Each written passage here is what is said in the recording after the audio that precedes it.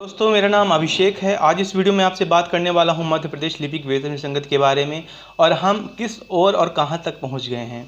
देखिएगा दोस्तों, दिवाली 9 दिन बाद ही है और मुझे याद है 2019 में जब मध्य प्रदेश में बदली हुई कमलनाथ सरकार थी, उन्होंने लिपिक वेतन विसंगत दूर कराने की बात कही थी और प्रोसेसिंग भी चल रही थी। 2019 दिवाली से पहले लिपिक वेतन विसंगत दूर हो जानी चाहिए थी या होने वाली थी, किसी कारणवश नहीं हो पाई थी।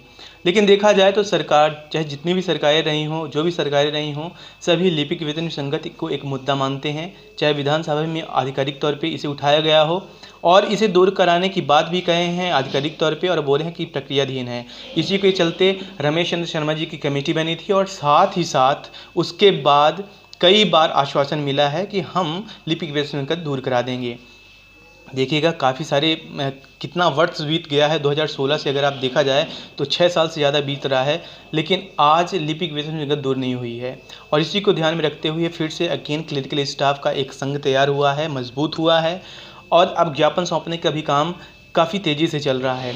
लेकिन इसी को ध्यान में रखते हुए कहीं ना कहीं दो मत क्लरिकल स्टाफ का ग्रुप हो गया है कि एक रूपता से सब करना चाहिए था और दूसरा ऐसे कि जो एक तरफा ज्ञापन सौंपने लगे हैं।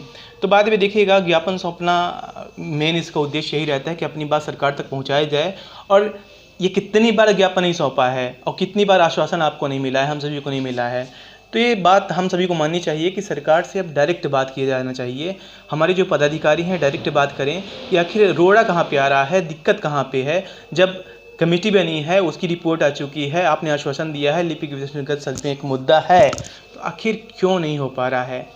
तो देखिएगा, मेरा पर्सनल मत यही है कि ज्ञापन सौंपना ना सौंपना या फिर सौंपे भी जा रहे हैं, इसमें कोई बुराई नहीं है, सरकार तक बात पहुँचे। लेकिन बड़े स्तर पे ये कोई आम लोगों को परेशान करके या फिर सोचा जाए कि आगे हम प्रोटेस्ट करेंगे, हड़ताल करेंगे और दिन सरकार बात मानेगी, ये हम गलत रवैये पे जाएंगे जब तक हम सरकार से बात नहीं करेंगे। हो सकता है कहीं पे कोई दिक्कत जा रही हो तो एक बार पहले बात कर लेना चाहिए।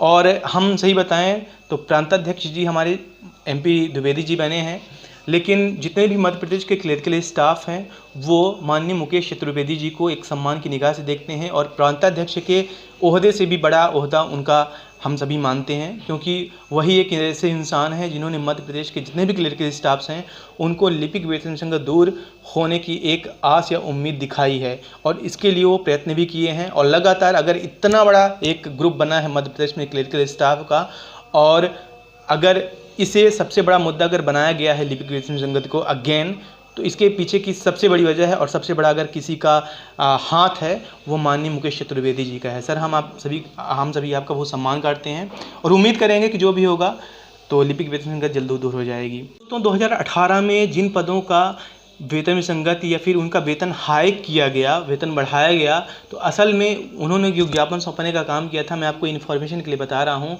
वो उन्होंने 1 साल पहले 2017 में ही जुलाई सितंबर इन्हीं के बीच कर लिया था।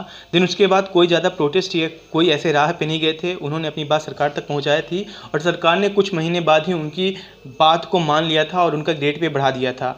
और देखिएगा, ये सभी चुनाव से पहले नहीं होता, कभी भी सरकार कर सकती है।